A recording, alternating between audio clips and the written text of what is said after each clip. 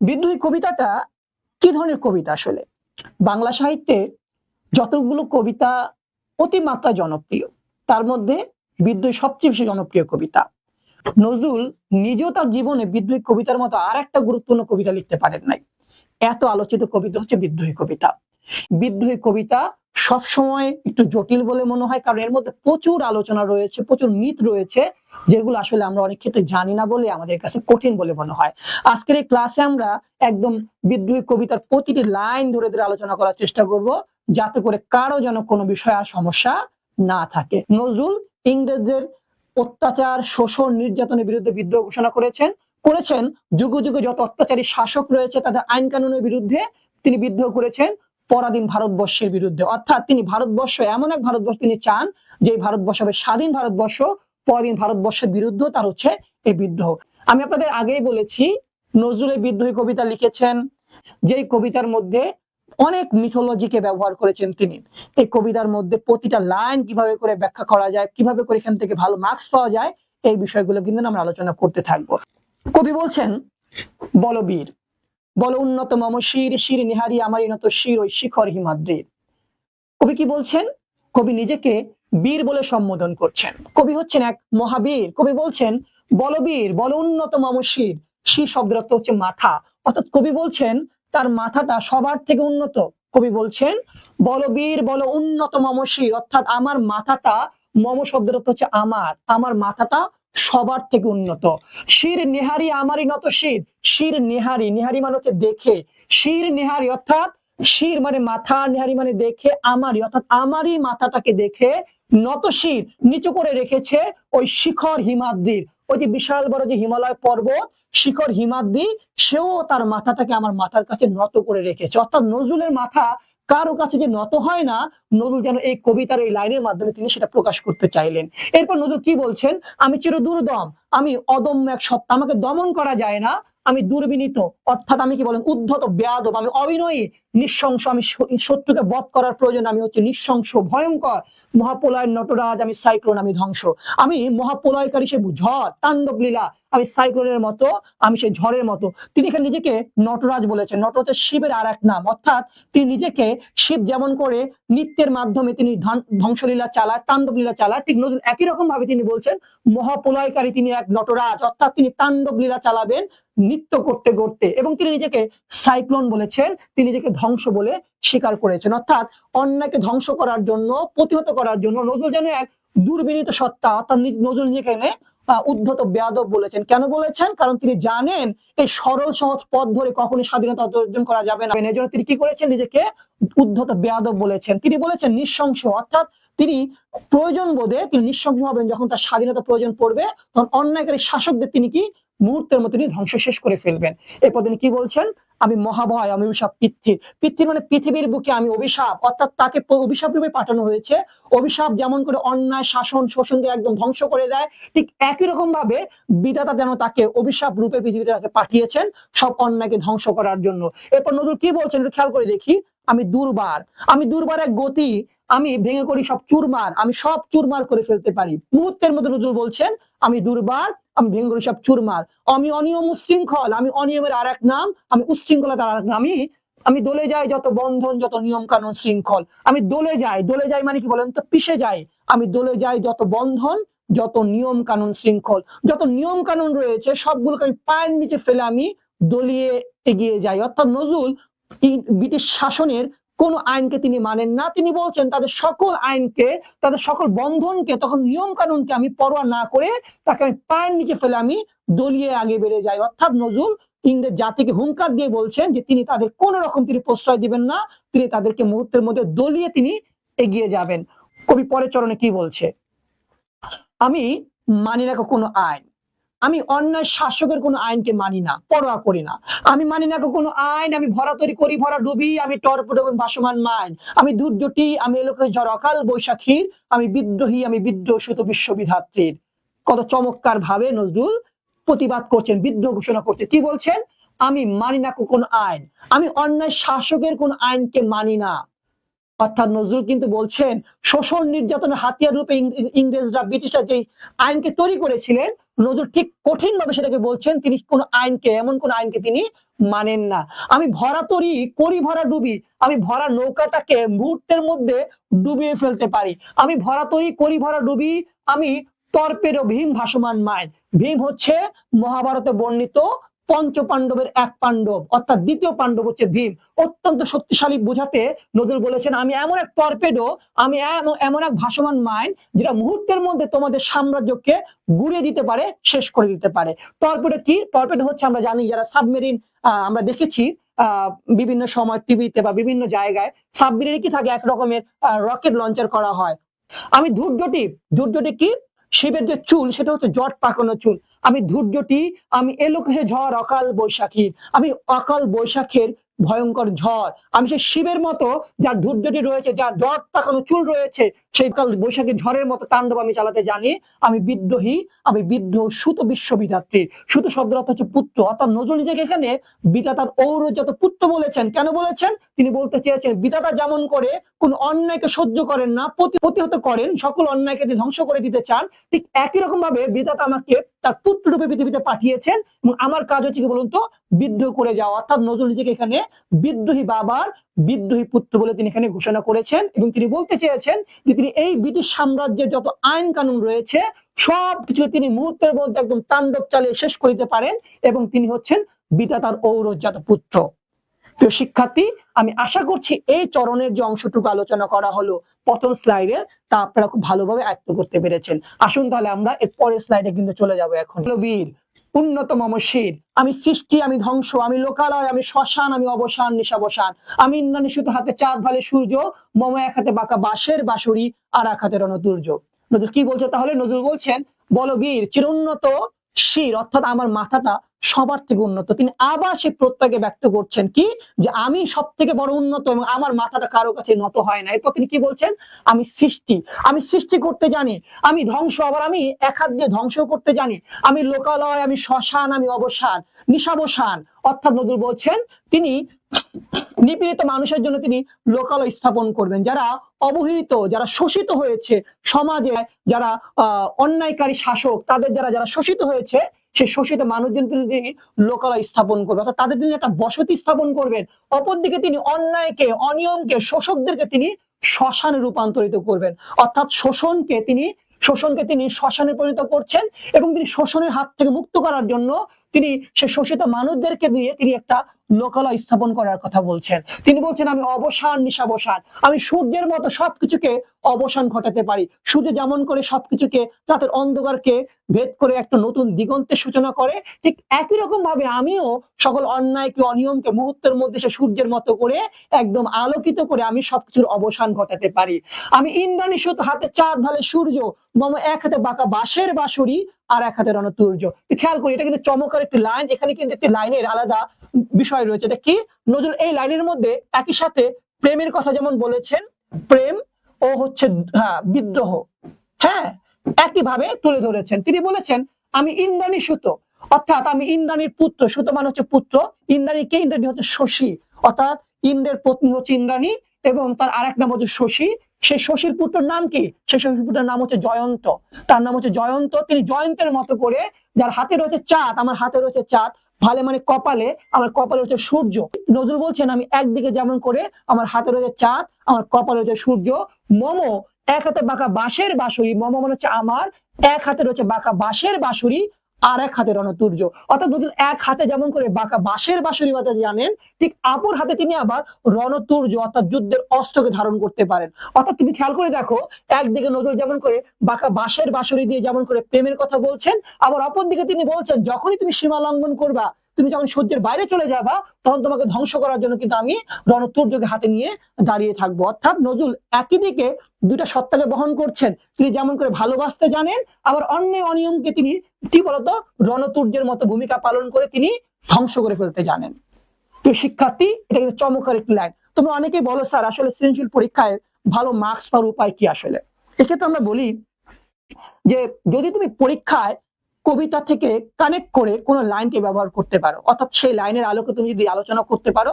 দেখো, আমরা সবাই মনে করি বিদ্রোহী কবিতার মধ্যে কেবল বিদ্রোহকে করা হয়েছে, না, ব্যাপারটা তা নয়। দেখো, কোনো কোনো জায়গা তুমি দেখতে পাবে প্রেমের কথা আলোচনা করেছেন, নজরুল ভালোবাসতে চেয়েছেন, ওই নিপীড়িত মানুষদেরকে ভালোবাসতে চেয়েছেন, তাদের কথা বলতে চেয়েছেন। ওই লাইনগুলোকে তোমার খুঁজে বের করতে হবে। খুঁজে বের করে তুমি যখন এগুলোকে ব্যবহার করতে পারবা, তখন অটোমেটিক্যালি টিচার তোমাকে ভালো মার্কস প্রদান করবেন। এজন্য আমরা অবশ্যই লাইনগুলোকে ব্যবহার করব। দেখো চমৎকার লাইনটা তোমরা কিন্তু টুকে নিতে পারো। আমি ইন্দ্রাণী শুধু হাতে চাঁদ ভালে সূর্য, মম এক হাতে বাঁকা বাঁশের বাঁশুরি, আর এক হাতে রণতুর্য। এই লাইনটি কিন্তু আমরা মনে রাখবো। এটা হচ্ছে একদিকে যেমন প্রেমের কথা বলছে, একদিকে বিদ্রোহের কথা বলছেন। এই জন্য লাইনটি কিন্তু খুব গুরুত্বপূর্ণ। আসো তাহলে আমরা এর পরের স্লাইডে চলে যাই। পরের স্লাইডে কি বলছে নজরুল, একটু খেয়াল করি আমরা। আমি বেদুইন, আমি বেদুইন, আমি চেঙ্গিস, আমি আপনারে ছাড়া করি না তো ঘাড়ে কুর্নিশ। কুর্নিশ মানে কি? মাথা নত করি না। আমি বেদুইন, আমি সেই মরু যাযাবর বেদুইনের মতো, যে কোনো প্রতিকূল অবস্থায় মাথাকে নত করে না।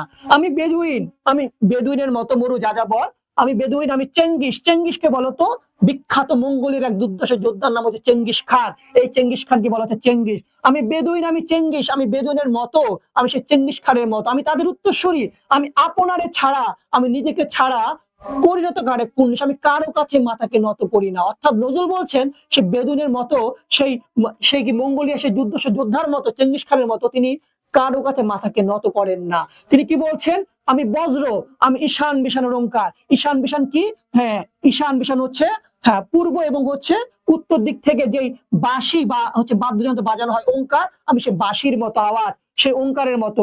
আমি ইসরাফিলের সিঙ্গার মা অহংকার। অর্থাৎ নজরুল একদিকে যেমন করে তিনি বলছেন ঈশান বিশানের ওঙ্কার, অপরদিকে তিনি বলছেন ইসরাফিলের সিঙ্গার মা অহংকার। অর্থাৎ ইসরাফিল আলাইহিস সালামের হাতে যে বিশাল বড় যে একটা বাঁশি রয়েছে, যেটাকে আমরা বলি কি বলতো সিঙ্গা, সেই সিঙ্গার মধ্যে যখন তিনি ফু দিবেন, মুহূর্তের মধ্যে পৃথিবী ধ্বংস হয়ে যাবে। ঠিক একই বিষয় তিনি বোঝানোর জন্য বলছেন সেই ইংরেজ সাম্রাজ্যকে তিনি ভয় করেন না। কারণ কি? কারণ তিনি হচ্ছে চেঙ্গিস খানের উত্তরসূরি। তিনি হচ্ছে সেই বেদুইনের মতো যারা সকল প্রতিকূল অবস্থান থেকে টিকে রাখতে পারে। ঠিক অপরদিকে নজরুল বলছেন আমি সেই মহাসিংহার মতো, যেটা মুহূর্তের মধ্যে ধ্বংস করে ফেলতে পারে। অর্থাৎ নজরুল একই দিকে যেমন করে টিকে থাকার কথা বলছেন, যে তিনি কাউকে তিনি ভয় করেন না, পরোয়া করেন না, চেঙ্গিস খানের মতো বলে তিনি আবার তিনি পরে লাইনে তিনি বলছেন তিনি মুহূর্তের মধ্যে সবকিছু ধ্বংস করে ফেলতে পারেন। পরের স্লাইডে কি বলছে আমরা দেখি নেই। তিনি বলছেন আমি পিনাক পানির ডমরু ত্রিশূল, ধর্মরাজের দণ্ড। আমি পিনাক পানির, আমি শিবের হাতের ডুগডুগি, মানে ডমরু মানে হচ্ছে ডুগডুগি। শিবের হাতে একটা ডুগডুগি থাকে, ডমরু থাকে। আমি পিনাক পানির ডমরু ডুগডুগি। ত্রিশূল মানে কি? তিন, এই যে ত্রিশূল শিবের হাতে এরকম একটা কাঁচ কাটা লাঠির মতো থাকে, যেখানে এরকম তিনটা ইয়ালা থাকে, তাই তো? আমি পিনাক পানির ডমরু ত্রিশূল, আমি শিবের হাতে ডুগডুগি এবং ত্রিশূল, ধর্মজের দণ্ড। আমি ন্যায় বিচারকের হাতে দণ্ড, লাঠি। অর্থাৎ যারা ন্যায় বিচার করেন, কবি তাদের হাতে লাঠির কথা বলেছেন। কবি নজরুল নিজেকে রীতিমতো এখানে পিনাক পানির ডমরু যেমন বলেছেন, পাশাপাশি বলেছেন তিনি হচ্ছে ধর্মজের দণ্ড, মানে মৃত্যুদণ্ড। অর্থাৎ ন্যায় বিচারক কি করেন? ন্যায় প্রতিষ্ঠা করার জন্য তিনি হাতে লাঠি গ্রহণ করেন। এই জন্য তিনি বলছেন আমি সে পিনাক পানির ডমরু ত্রিশূল, ধর্মজের দণ্ড। আমি চক্র, আমি বিষ্ণুর হাতে চক্র। আমি চক্র, মহাশঙ্খ, আমি মহামঙ্গলকর ধ্বনি, আমি প্রণবনাথ প্রচন্ড। আমি অন্যায়ের বিরুদ্ধে আমার কঠিন অবস্থানকে ধারণ করতে পারি। তিনি বলছেন আমি প্রণবনাথ প্রচন্ড। আমি খ্যাপা দুর্বাসা, আমি খ্যাপা দুর্বাসা। নজরুল নিজেকে এখানে খ্যাপা দুর্বাসা বলেছেন। খ্যাপা দুর্বাসা কে? দুর্বাসা এটা একজন মুনি ঋষির নাম, যিনি অত্যন্ত রাগান্বিত ছিলেন। তিনি বলছেন আমি খ্যাপা দুর্বাসা, আমি খ্যাপা দুর্বাসা। বিশ্বামিত্রের শিষ্য, আমি বিশ্বামিত্রের শিষ্য। আমি দাবানল দাহ, অর্থাৎ বিশ্বামিত্র হচ্ছে আরেকজন মুনি ঋষি এবং খ্যাপা দুর্বাসা হচ্ছে আরেকজন মুনি ঋষি। একদিকে তেমন তিনি যেমন বলছেন তিনি খ্যাপা দুর্বাসার মতো, যে অত্যন্ত রাগান্বিত মুনি ঋষি, আবার অপরদিকে তিনি বলছেন আমি বিশ্বামিত্রের শিষ্য, আমি সে বিশ্বামিত্রের একজন শিষ্য। বিশ্বামিত্রকে অত্যন্ত বিনয়ী একজন মুনি ঋষি, যিনি তপস্যার বলে ক্ষত্রিয় থেকে তিনি ব্রাহ্মণ রূপান্তরিত হয়েছেন। অর্থাৎ নজরুলের মধ্যে একদিকে যেমন করে ভয়ঙ্কর দুর্বাসার মতো করে সত্তা রয়েছে, আবার তিনি বলছেন আমার মধ্যে রয়েছে সেই বিশ্বামিত্রের মতো বিনয়ী ভাব। অর্থাৎ নজরুল ভালোদের জন্য যেমন করে খ্যাপা দুর্বাসার মতো নয়, তিনি বিশ্বামিত্রের মতো। অপরদিকে তিনি বলছেন জোর জুলুমের জন্য তিনি কি বলুন তো খ্যাপা দুর্বাসার মতো ভূমিকা পালন করতে জানেন। আমি দাবানল দাহ, দাহন করে বিশ্ব, আমি মুহূর্তের মধ্যে দাবানলের মতো করে সমগ্র পৃথিবীতে জ্বালিয়ে ছারখার করে দিতে পারবো। অর্থাৎ নজরুল এইদিকে আমরা দেখতে পাচ্ছি তিনি কি বলছেন, তিনি বলছেন তিনি একদিকে কি বলুন তো বাঁকা বাঁশের বাঁশরি, আর এক হাতে রণতুর্য।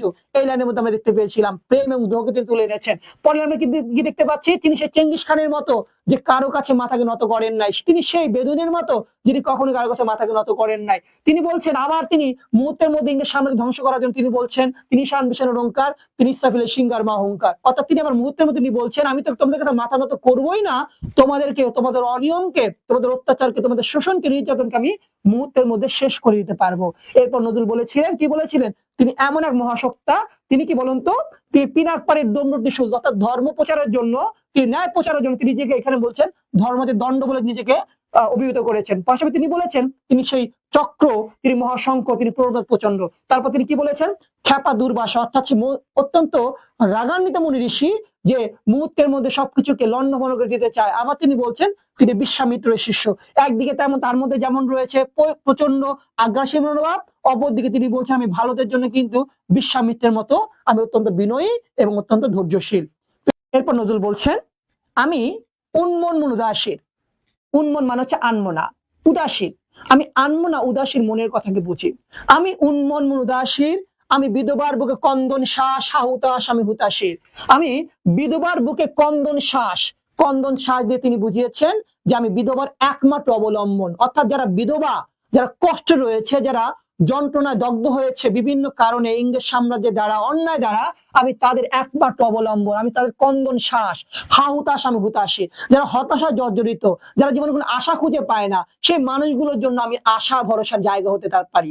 অর্থাৎ নজরুল এখানে প্রত্যেকটা অসহায় থাকা মানুষের, হতাশায় থাকা মানুষের এবং বিধবা রয়েছে যারা, তাদেরকে তিনি সমবেদনা জানিয়েছেন। তিনি বলেছেন আমি তাদের বুকে কন্দন শ্বাস, হুতাশ আমি হুতাশী। অর্থাৎ যারা হতাশা জর্জরিত তাদের আমি কষ্টগুলো বুঝি, রিয়ালাইজ করি। এজন্য কি বলুন তো, আমি সেই বিধবার জন্য আমি কি বলুন তো একমাত্র অবলম্বন, আমি হতাশা জর্জরিত মানুষের জন্য একমাত্র অবলম্বন। এরপর নজরুল বলছেন আমি বঞ্চিত ব্যথা পথবাসী চিরগৃহরা যত প্রতীকের, যারা ঘর হারিয়েছে, যারা বাড়ি হারিয়েছে ইংরেজ সাম্রাজ্যের কারণে, অন্যায় অনিয়মের কারণে, যারা নিজেকে টিকে রাখতে পারে নাই তার ঘরের মধ্যে, যারা ঘরে যে তিনি তার বলছে তত গৃহরা যত প্রতীক রয়েছে, আমি তাদের মনের বেদনাকে আমি বুঝতে পারি। অর্থাৎ তিনি সকল নিপীড়িত মানুষের জন্য তিনি কিন্তু এক মহাকবি। অর্থাৎ তিনি বলছেন তিনি সকলের কবি, কারণ কি তিনি মানবতার কবি, তিনি মানবিক কবি বলে তিনি সকলের কষ্টকে তিনি বুঝতে পারেন। তিনি বিধবার বুকে কন্দনের স্বাদ যেমন বুঝতে পারেন, তিনি হতাশা জর্জরিত মানুষের কষ্ট যেমন বুঝতে পারেন, তিনি আবার বুঝতে পারেন কি বলতো গৃহহারা শত মানুষের, সেই মানুষগুলোর কথা যারা হচ্ছে ঘর হারিয়েছে, যারা বাড়ি হারিয়েছে।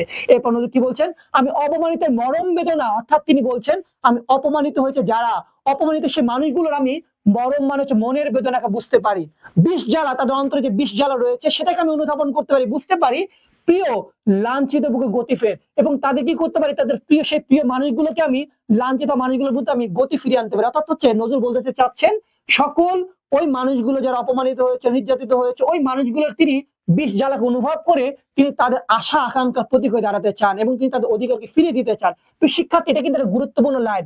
যেখানে অনিয়ম, যেখানে অত্যাচার, যেখানে মানে কষ্ট রয়েছে, সেখানে কিন্তু লাইনটি একটা গুরুত্বপূর্ণ লাইন হিসেবে ব্যক্ত করা যায়। প্রত্যেকটা নিপীড়িত মানুষের জন্য কবি কিন্তু এক মহা আশা ভরসার জায়গা হিসেবে নিজেকে এখানে রূপান্তরিত করেছেন। এবং তিনি বলছেন তিনি তাদের অন্তরে জ্বালাগুলোকে বুঝতে পারেন বলে তিনি কি করছেন, তাদের বুকে তিনি গতি ফিরিয়ে আনতে চান, তাদের অধিকারকে তিনি ফিরিয়ে আনতে চান।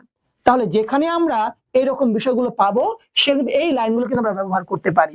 এরপরে আসলে আমরা চলে যাই পরের স্লাইডে। কি বলা হচ্ছে, কি বলা হচ্ছে, আমি উত্তর বায়ু, মলয় অনিল, উদাস পূর্বী হাওয়া, আমি পথিক কবির গভীর রাগিনী, বেনুবিনে গান গাওয়া, আমি আকুল নিধাত তিয়াসা, আমি রৌদ্রডুর রবি, আমি মরুনির ঝড় ঝড়, আমি শ্যামলী মার ছায়া ছবি। কিভাবে বলছে একটু খেয়াল করে আসো। নজরুল বলছেন আমি উত্তর বায়ু, অর্থাৎ উত্তর পর্বত থেকে আসা বায়ু, মলয় অনিল, মলয় পর্বত থেকে যে বাতাসটা আসে আমি সেই বাতাস, উদাস পূর্বী হাওয়া, আমি সেই পূবের সেই হাওয়া যেটা মুহূর্তের মধ্যে মানুষ উদাস করে তোলে। তারপর তিনি কবি কি বলছেন, আমি পথিক কবির গভীর রাগিনী, বেনুবিনে গান গাওয়া, আমি সেই পথিক কবির গভীর রাগিনী, রাগিনী হচ্ছে রাগ সঙ্গীত, একটা গানের সুরের নাম হচ্ছে রাগ সঙ্গীত, বেনুবিনে গান গাওয়া, অর্থাৎ পথিক কবি যে হাঁটতে হাঁটতে তার কষ্টের গানগুলো তিনি যে গান, আমি সেই গানগুলো হচ্ছে আমি। অর্থাৎ নজরুল প্রত্যেকটা মানুষের কষ্টে থাকা মানুষ যখন আর্তনাদ করে গান গায়, কষ্টের কথা বলে, আমি সেই গানগুলোই হচ্ছে আমি। অর্থাৎ প্রত্যেকটা কবির যে চিন্তাধারাগুলো আমরা খেয়াল করে দেখি, কবি বলতে চাচ্ছেন নিপীড়িত মানুষ, অসহায় মানুষগুলো যখন তাদের আত্মনাদের কথা বলে, কষ্টের কথাগুলো বলে, কবি যেন গানের মধ্যে দিয়ে সেইভাবে তিনি বেরিয়ে আসেন, অর্থাৎ কবি যেন তাদেরই একটা পূর্ণ প্রকাশ। এরপর কবি কি বলছেন, আমি আকুল নিদার তিয়াসা, নিদার শব্দের অর্থ হচ্ছে গ্রীষ্ম, তিয়াসা মানে তৃষ্ণা, অর্থাৎ আমি গ্রীষ্মে সে ভয়ঙ্কর তৃষ্ণা, আমি রৌদ্র রবি, আমি রবি মানে হচ্ছে সূর্য, আমি রৌদ্র সে ভয়ঙ্কর তাপদাহ, যেটা মুহূর্তের মধ্যে মানুষকে পিপাসা কাতর করে তুলতে পারে। অর্থাৎ নজরুল একদিকে বলছেন তিনি পিপাসা কাতর করে তোলার মতো ভয়ঙ্কর গরম এবং রৌদ্রের অবস্থান রবি, অর্থাৎ তারপর আবার তিনি কি বলছেন, আমি মরুনির ঝড়, আমি মরুর বুকে ঝর্ণা ধারা, মরুনির ঝড় মানে হচ্ছে মরুর বুকে ঝর্ণা ধারা, আমি শ্যামলী মাছ ছায়া ছবি। অর্থাৎ নজরুল একদিকে যেমন করে ভয়ঙ্কর তাপদাহের কথা বলছেন, রৌদ্রের অবস্থানের কথা বলছেন, আবার তিনি বলছেন সেই বুকে আমি শান্তি ফিরিয়ে দেওয়ার জন্য কিন্তু আমি কি বলুন তো, আমি হচ্ছে মরুর বুকে ঝর্ণা ধারা। অর্থাৎ একটা পথিক যখন মরুভূমির মধ্যে হারিয়ে যাচ্ছে, চারিপাশে কেবল রৌদ্র আর রৌদ্র, আর কোনো যে কোনো অবস্থান, মুহূর্তের মধ্যে তার অন্তরটাকে ফেটে চৌচির হয়ে যাচ্ছে, ঠিক এমন সময় তিনি কি দেখতে পাচ্ছেন, একটি ছোট ঝর্ণাধারা দেখতে পাচ্ছেন। তখন তার মধ্যে যে আনন্দ উচ্ছ্বাস তৈরি হবে, কবি যেন সেটাই বলতে চাচ্ছেন। অর্থাৎ কবি বলতে চাচ্ছেন, হ্যাঁ, সেই অসহায় নিপীড়িত মানুষ যখন তৃষ্ণায় কাতর হয়ে যায়, তখন তাদের যেমন মরুর ঝর্ণাধারা যেমন তাদেরকে আনন্দিত করে, ঠিক আমি সেই সত্তা, আমি সেই শ্যামলিমার ছায়াছবি, যেটা মুহূর্তের মধ্যে মানুষকে আনন্দিত করে তোলে, তাদেরকে আবার ঐক্যবদ্ধ করে তোলে, আবার তাদের জন্য প্রাণ ফিরিয়ে দেওয়ার চেষ্টা করে। ঠিক নজরুল এভাবে করে নিজেকে এখানে ব্যক্ত করেছেন। এরপর আসো আমরা দেখি তার পরের স্লাইডে কি বলা হচ্ছে। নজরুল বলছেন, আমি অরফিয়াসের বাঁশরি, বাঁশরি মানে কি বাঁশি, আমি অরফিয়াসের বাঁশরি। অরফিয়াস কে? একজন গ্রিক দেবতা। কি বলছেন, এই অরফিয়াস কি করতেন? বলা হয় তার মধ্যে ব্যাপারে একটা মিথ প্রচলিত আছে যে তিনি যখন বাঁশি বাজাতেন তখন পাথরও নড়ে উঠতো, অর্থাৎ পাথর বুকে প্রাণের সঞ্চার ঘটতো। অর্থাৎ নজরুল এখানে বোঝাতে চাচ্ছেন, এই দেশে যারা নিপীড়িত মানুষ রয়েছে, যারা প্রতিবাদ করতে জানে না, কবি যেন তাদেরকে অরফিয়াসের বাঁশির মতো করে বাঁশি বাজিয়ে তাদের তিনি আবার ঐক্যবদ্ধ করবেন, আবার যেন তাদের মধ্যে জাগরণ ঘটাবেন। আমি অরফিয়াসের বাঁশরি, মহাসিন্ধুতলা ঘুম ঘুম, ঘুম চুমু দিয়ে করি নিখিল বুস্যনুজ্জুম। আর তিনি কি বলছেন, মহাসিন্ধুতলা ঘুম ঘুম, আমি ঘুমন্ত, অর্থাৎ আমি সিন্ধু নদী, উতলা সিন্ধু নদীকে আমি ঘুমন্ত করে ফেলতে পারি, অর্থাৎ মুহূর্তে তাকে আমি ঘুম পাড়িয়ে ফেলতে পারি। ঠিক কিভাবে? ঘুম চুমু দিয়ে করি নিখিল বিশ্ব নির্জুম, অর্থাৎ ঘুম চুমু দিয়ে, অর্থাৎ তিনি বলছেন অকৃত্রিম ভালোবাসা দিয়ে এমন এক ভালোবাসা পৃথিবীকে দান করব, মুহূর্তের মধ্যে পৃথিবী বলতো ঘুমিয়ে যাবে। অর্থাৎ তিনি এক ভালোবাসার আশ্রয় বলছেন। তিনি একদিকে যেমন করে তিনি বলছেন, তিনি অরফিয়াসের বাঁশরি, সমগ্র মানুষকে তিনি উতলা করে তুলতে পারবেন, কিভাবে প্রতিবাদী করে তুলতে পারেন। আবার তিনি বলছেন, আবার সেই প্রতিবাদ যখন হয়ে যাবে তখন তিনি কি করবেন, মহাসিন্ধুতলা ঘুম ঘুম, এই সিন্ধু নদী, উতলা সিন্ধু নদীকে যেমন করে ঘুম পাড়িয়ে রাখা যায়, ঠিক একই রকম তিনি ঘুম পাড়িয়ে রাখবেন। ঘুম চুমু দিয়ে করে নিখিল বিশ্ব নির্জুম, অর্থাৎ ঘুম চুমু দিয়ে তিনি বোঝাচ্ছেন অকৃত্রিম ভালোবাসা দিয়ে আমি পুরো পৃথিবীকে আমি শান্ত করে তুলবো, তারপরে আমি ঘুমিয়ে রাখবো, ঘুম পাড়িয়ে রাখবো। এরপরে কবি কি বলছেন, মম মানে আমার, বাঁশরির তানে পাশুরি, পাশুরি মানে ভুলে যায়, ভুলে যাওয়া, হ্যাঁ, পাশুরি মানে ভুলে যাওয়া। মম বাঁশরি তানে পাশুরি, অর্থাৎ আমার বাঁশুরির সুরে সবকিছু যাবে ভুলে সবাই। কিভাবে? আমি শ্যামের হাতের বাঁশুরি, অর্থাৎ শ্যাম যখন বাঁশি বাজাতেন তখন তার বাঁশির আওয়াজে যেমন করে চারিপাশ একদম ভাবের মূর্ছনা হারিয়ে যেত, ঠিক একই রকম নজরুল বলছেন, আমি সেই মানুষগুলোকে যারা প্রতিবাদ করতে করতে যখন তারা একদম প্রতিবাদ শেষ হয়ে যাবে, তখন তাদেরকে আমি ঘুমন্ত সিন্ধু নদীকে যেমন উতলা সিন্ধু আমি যেমন করে শান্ত করে তুলেছি, ঠিক একই রকম আমি তাদেরকে শ্যামের হাতের বাঁশরি হয়ে আমি তাদেরকে ভুলিয়ে রাখবো। আমি রুশি উঠে যাবে, রুশি মানে কি রাগান্বিত যখন হয়ে যায়, আমি রুশি উঠে যাবে মহাকাশ ছাপিয়া, আমি যখন রাগান্বিত হয়ে যাই, ভয়ে সপ্ত নরক হাবিয়া দোজক নিভে যায় কাঁপিয়া, আমি যখন রেগে যাই তখন আমাকে দেখে কি বলতো, সপ্ত যে নরকটা রয়েছে তার নাম হচ্ছে হাবিয়া দোজক, সেই দোজকটাকে বলতো নিভে যায় কাঁপিয়া। অর্থাৎ নজরুল এমন এক মহাশক্তিশালী সত্তা, তিনি বলছেন তিনি যখন রেগে যাবেন তখন বিশাল বড় যে ওই 7 নম্বর যে দোজক রয়েছে, আগুনের দোজক, হাবিয়া দোজক, সে হাবিয়া দোজক মতো ভয় কেঁপে কেঁপে নিভে যাবে। অর্থাৎ নজরুলের যেই তেজ মনোবল বা তার যে রাগ, সেই রাগের কাছে কিন্তু হাবিয়া দোজকের আগুনে কিন্তু কোনো কিছু নয় বলে নজরুল এখানে স্বীকার করছেন বা তুলে ধরার চেষ্টা করছেন। তারপর তিনি কি বলছেন, আমি রুশিতে যাবে মহাকাশ ছাপিয়া, ভয়ে সপ্ত নরক হাবিয়ে দোজক নিভে যায় কাঁপিয়া, আমি বিদ্রোহী বাহি নিখিল অখিল ব্যাপিয়া, আমি বিদ্রোহী বাহি, আমি আমার বিদ্রোহকে, বাহি মানে কি বহন করতে পারি, ছড়িয়ে দিতে পারি, নিখিল অখিল ব্যাপিয়া, সমগ্র পৃথিবী ব্যাপিয়া আমি সেটাকে ছড়িয়ে দিতে পারি। অর্থাৎ নজরুল এমন এক মহাশক্তিশালী বিদ্রোহী যে তিনি বলতেন তার বিদ্রোহ তিনি কোনো সীমাবদ্ধ করে রাখবেন না, তিনি সমগ্র পৃথিবীতে এটা ছড়িয়ে দিবেন এবং এটাই তার হচ্ছে কাজ, তিনি এটা করেই যাবেন। প্রিয় শিক্ষার্থী, আমি আশা করছি এই লাইনগুলো তোমার কোনো সমস্যা নাই এবং তোমরা এটা ভালোভাবে বুঝতে পেরেছো। আসো আমরা এর পরের স্লাইডে চলে যাই। কবি কি বলতে চাচ্ছেন? কবি বলছেন, আমি পরশুরামের কঠোর কুঠার, পরশুরামকে। দেখো আমরা কিন্তু কবিতার প্রতিটা লাইনেই নতুন নতুন অনেকগুলো শব্দ জানতে পারছি, অনেক পৌরাণিক ক্যারেক্টার সম্পর্কে জানতে পারছি, যেগুলো হয়তো আমরা এর আগে জানতাম না। আমি পরশুরামের কঠোর কুঠার পরশুরামকে, পরশুরাম হচ্ছে একজন বিষ্ণুর একজন ষষ্ঠ অবতার বলা হয় ওনাকে। বিষ্ণুর ষষ্ঠ অবতার হচ্ছে পরশুরাম, যিনি কি করেছিলেন, মাতৃ হত্যার দায় নিয়েছিলেন, অর্থাৎ তার বাবার নির্দেশে তিনি তার মাকে হত্যা করেছিলেন এবং তিনি ক্ষত্রিয়তে ধ্বংস করার জন্য তিনি পৃথিবীতে 21 বার তার আগমন হয়েছিল। এই 21 বার তার যে ফিরে আসা, এটাকে নজরুল এখানে রূপক ধারণ করেছেন। তিনি বলেছেন আমি পরশুরামের মতো করে আমি বারবার ফিরে আসবো পৃথিবীতে। পরশুরাম যেমন করে অন্যায়কে প্রতিহত করার জন্য তিনি বারবার পৃথিবীতে ফিরে এসেছিলেন 21 বার, ঠিক একই রকম ভাবে যতদিন অন্যায় অনিয়ম থাকবে ততদিন পরশুরামের মতো করে বারবার ফিরে আসবো। আমি পরশুরামের কঠোর কুঠার নিক্ষত্রিয় করিব বিশ্ব, আমি ক্ষত্রিয়দেরকে অন্যায়কে ধ্বংস করে ফেলবো, আমি আনিব শান্তি শান্ত উদার, আমি পৃথিবীতে শান্তি প্রতিষ্ঠা করবো। অর্থাৎ নজরুল বলতে চাচ্ছেন তিনি সকল অন্যায়কে তিনি পরশুরামের মতো করে তিনি ধ্বংস করে ফেলবেন এবং তিনি পৃথিবীকে একটা শান্তিপূর্ণ জায়গা তিনি পরিণত করবেন, পৃথিবীতে শান্তি ফিরিয়ে আনবেন। আমি হলো হলো মানে হচ্ছে লাঙল, হলো মানে কি লাঙল, আমি হলো বলরাম স্কন্দ, স্কন্দ মানে হচ্ছে কাঁধে, আমি বলরামের কাঁধে সে লাঙল কি করব, আমি উপড়ে ফেলিব, আমি তুলে ফেলবো অধীন বিশ্ব, আমি পরের দিন ভারতবর্ষকে আমি তুলে ফেলবো, আমি এই পরের দিন ভারতবর্ষকে আমি চাই না, আমি এই ভারতবর্ষকে তুলে ফেলবো অবহেলে নবসৃষ্টির মহানন্দে, আমি অবহেলিত পৃথিবীকে এই ভারতবর্ষকে আমি তুলে ফেলবো, আমি সেখানে নতুন এক পৃথিবীকে সৃষ্টি করবো। অর্থাৎ মহা আনন্দ নিয়ে কবি এক নতুন ভারতবর্ষ সৃষ্টি করতে চান, যেখানে কোনো অন্যায় থাকবে না, অনিয়ম থাকবে না, কোনো অত্যাচার নির্যাতন থাকবে না, তিনি এমন এক শান্তিপূর্ণ পৃথিবী তিনি এখানে স্থাপন করতে চান। এরপর নজরুল কি বলছেন, মহাবিদ্রোহী রণকান্ত আমি সেই দিন হব শান্ত। নজরুল বলছেন আমি মহাবিদ্রোহী রণকান্ত, আমি সেই দিন হব শান্ত। নজরুলকে সেই দিনই শান্ত করা যাবে কবে বলতো, যবে মানে যেদিন উৎপীড়িতের কন্দন রোল, কন্দন মানে কান্নার রোল মানে আওয়াজ আকাশে বাতাসে ধ্বনিবে না, যেদিন উৎপীড়িত মানুষ মানে কষ্টে থাকা মানুষ, ওই যে নিপীড়িত মানুষের কান্নার আওয়াজ যেদিন পৃথিবীতে থাকবে না, আকাশে বাতাসে যেদিন পাওয়া যাবে না, সেদিনই আমি একমাত্র শান্ত হব। আমি যবে উৎপীড়িত কন্দন রোল আকাশে বা ধ্বনিবে না, অত্যাচারীর খড়গ কৃপার রণভীর রণিবে না। খড়গ শব্দের অর্থ কি বলতো, খড়গ শব্দের অর্থ হচ্ছে বলি দেওয়ার অস্ত্র, অর্থাৎ বলি দেওয়ার জন্য কি করা হয়, একটা অস্ত্র ব্যবহার করা হয়। সেই অস্ত্রের অত্যাচারী খড়গ কৃপা অর্থাৎ অত্যাচারী মানুষের হাতের যে তোমার কি রয়েছে বলি দেওয়ার অস্ত্র রয়েছে, কৃপান মানে হচ্ছে তরবারি, অর্থাৎ তাদের হাতের তরবারি এবং তাদের সেই বলি দেওয়ার অস্ত্র যেদিন পুরোপুরি ভাবে নির্মূল না করতে পারবো, ভীম রণভীম রণিবেন, অর্থাৎ যেদিন তাদের অত্যাচারের পাষাণের হাতের যেই তোমার কি বলতো বলি দেওয়ার অস্ত্র এবং কৃপান যে পর্যন্ত পৃথিবীতে থাকবে, সেই পর্যন্ত নজরুল তার বিদ্রোহকে দমন করবেন না, তিনি সেই বিদ্রোহকে চালিয়ে যাবেন। অর্থাৎ নজরুল যেন বলতে চাচ্ছেন মহাবিদ্রোহী রণকান্ত আমি সেই দিন হব শান্ত, তিনি হচ্ছে পৃথিবীর সেরা বিদ্রোহী। এই জন্য তিনি বলছেন যেই দিন পর্যন্ত পৃথিবীতে অত্যাচার নির্যাতন থাকবে, অনিয়ম থাকবে এবং অত্যাচারী মানুষের অস্ত্র ঝংকার করে উঠবে, সেই পর্যন্ত নজরুলের বিদ্রোহ থামবে না, তিনি বিদ্রোহকে থামাবেন না। এরপর নজরুল কি বলছেন, লাস্ট লাইনটা আমরা খেয়াল করে দেখি। নজরুল বলছেন বিদ্রোহী রণকান্ত আমি সেই দিন হব শান্ত, আমি চির বিদ্রোহী বীর, আমি সেরা বিদ্রোহী, অর্থাৎ আমি চির বিদ্রোহী বীর, আমি বিদ্রোহীর মধ্যে সেরা বিদ্রোহী, আমি বিশ্ব ছাড়িয়ে উঠিয়াছি একা উন্নতশীল, আমি সকল বিদ্রোহের মধ্যে সেরা বিদ্রোহের কারণে আমি বিশ্বকে ছাড়িয়া একা, অর্থাৎ সকল বিদ্রোহের মধ্যে সেরা বিদ্রোহ আমার বিদ্রোহ, কারণ কি আমি অন্যায়ের বিরুদ্ধে বিদ্রোহ করি, আমি অত্যাচারী মানুষের পক্ষে বিদ্রোহ করি। এই জন্য নজরুল এখানে নিজেকে সকল বিদ্রোহীর সেরা বিদ্রোহী বলে ঘোষণা করেছেন। প্রিয় শিক্ষার্থী, আমরা কিন্তু বিদ্রোহী কবিতাটা কিন্তু শেষ করতে পেরেছি। তো তোমাদের কবিতাটা সম্পর্কিত যদি কোনো কোশ্চেন থাকে তোমরা জিজ্ঞেস করতে পারো আমাকে, বা কোন রকম যদি জানার বিষয় থাকে অথবা তোমাদের কেমন লাগলো কবিতাটা সেটা তোমরা কিন্তু জানাতে পারো।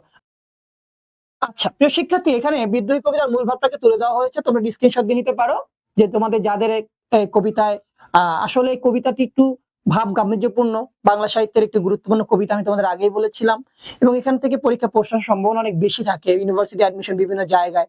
তো এখানে দেখো আমরা বিদ্রোহী কবিতার মূল ভাবটাকে তুলে দিয়েছি, তোমরা একটু স্ক্রিনশট দিয়ে নিতে পারো।